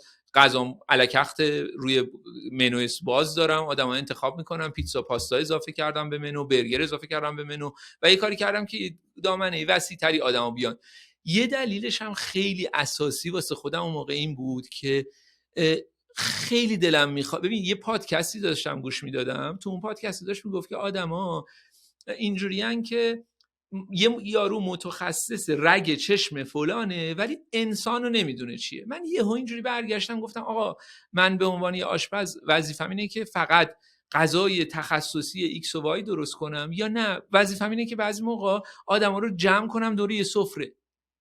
و یه دلیلش هم برام این بود، یعنی جنبه اقتصادیش یه ور، یه دلیل اینجوریش این ور، این دوتا با هم دیگه کامبینیشنش شدیم که ما اومدیم دیوینا شروع کردیم الکخت دادن و اتفاقا هم اینجوری بود که نمیدونستیم. من تا یه هفته پیشم واقعا نمیدونستم دارم چی کار میکنم، بنا به شرایط تغییر دادم خودم و انداختم و اون کاری که فکر میکردم درست رو داشتم میکردم و سعی میکردم تیم رو یه کاری کنم که تیم سرحال بمونه، زنده بمونه، خودم نفهمن که من ناراحتم، نفهمن من چقدر داغونم و این کاره بگرده. حالا تو بعد تصمیم بگیریم کدوم وری هولش بدیم، کدوم وری شکلش بدیم یا چی کار کنیم. و یه جورایی هم منطقی هم هست که چون به قول خودت رستورانت یا آتلیه، من نمیدونم چرا میگم آتلیه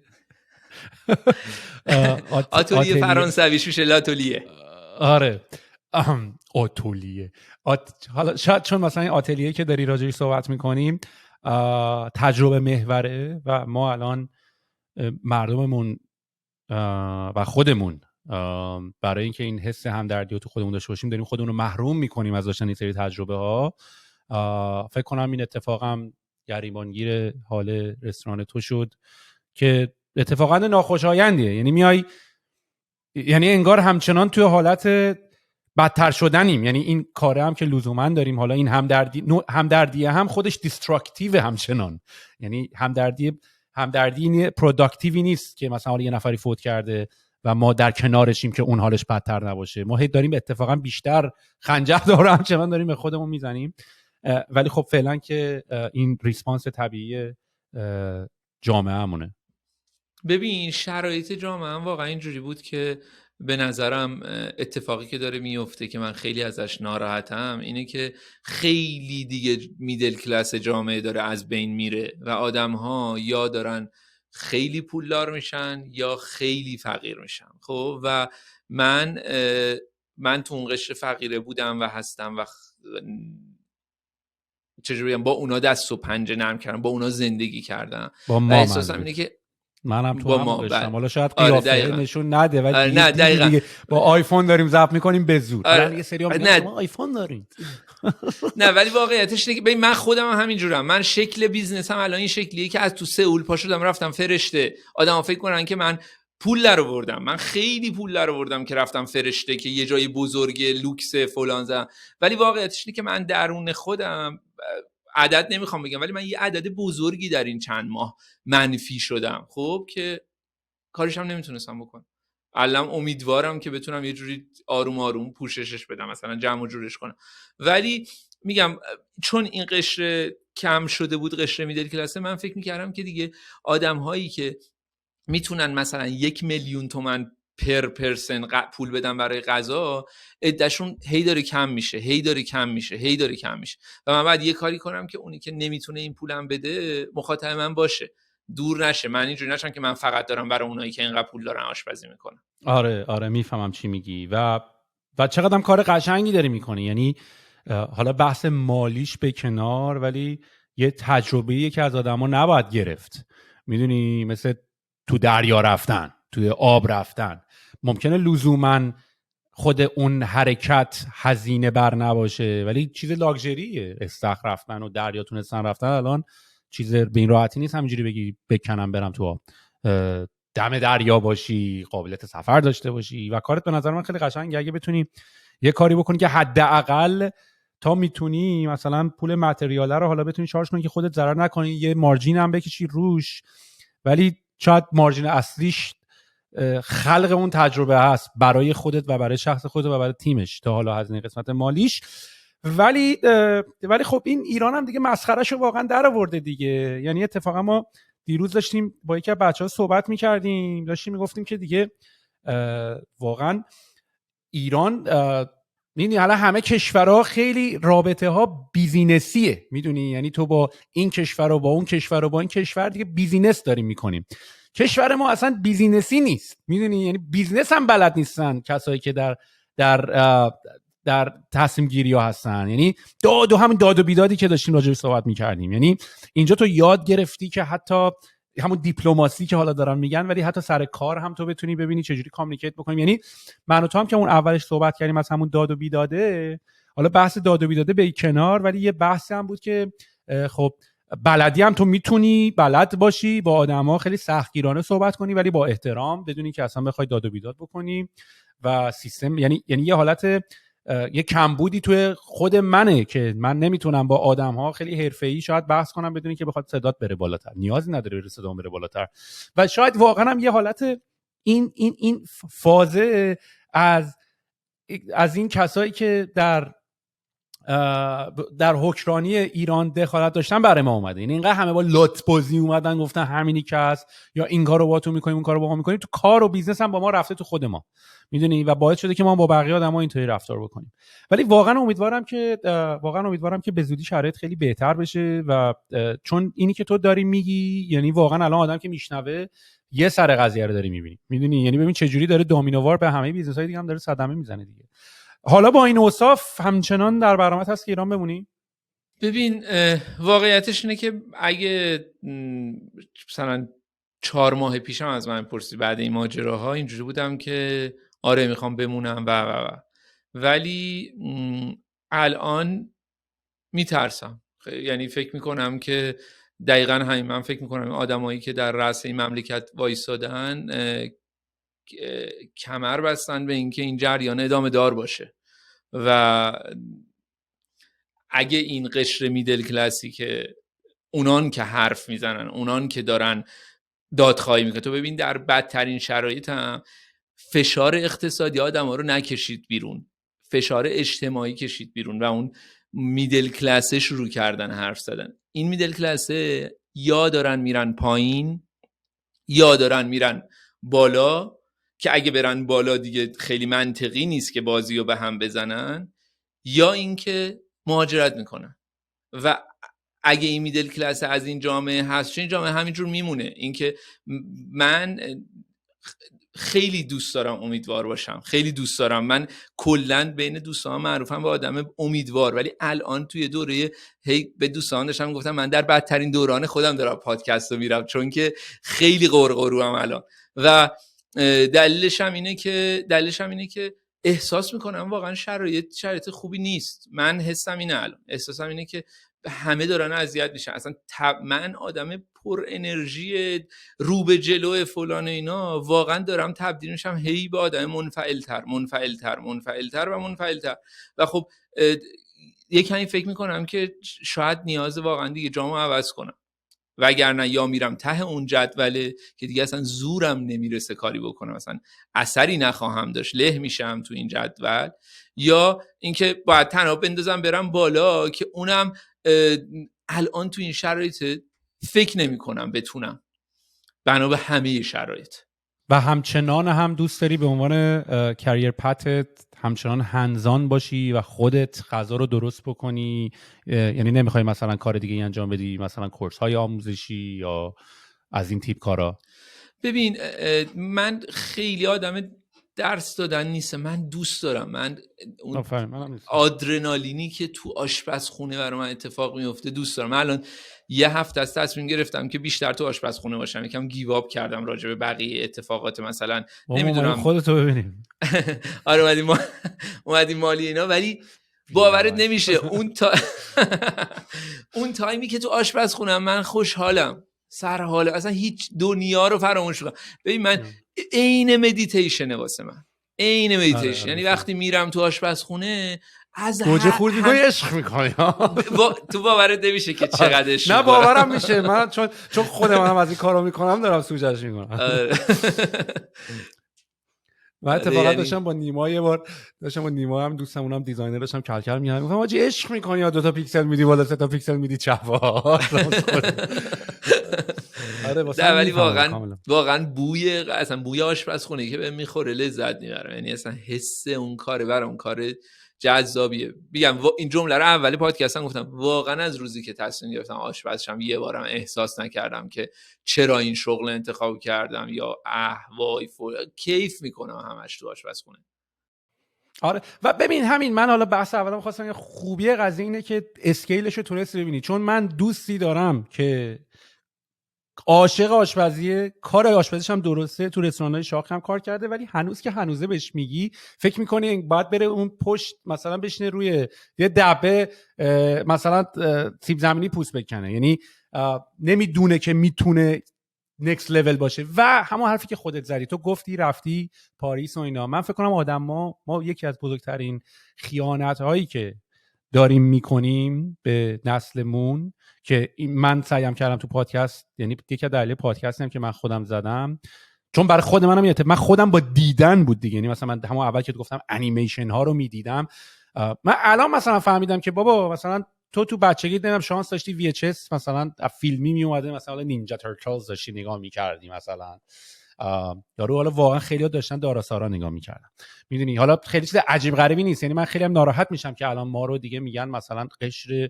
مثلا به قول تو میگم آیفون که همه آدما دارن، ولی مثلا تا میگی آیفون همه میگن وای یارو مثلا مایه داره، این غم انگیزه دیگه، مایه دار ندیدی، میدونی، یعنی منم ندیدم دقیقاً. ولی آره، خاطره جالب اینجا برات بگم. بگو.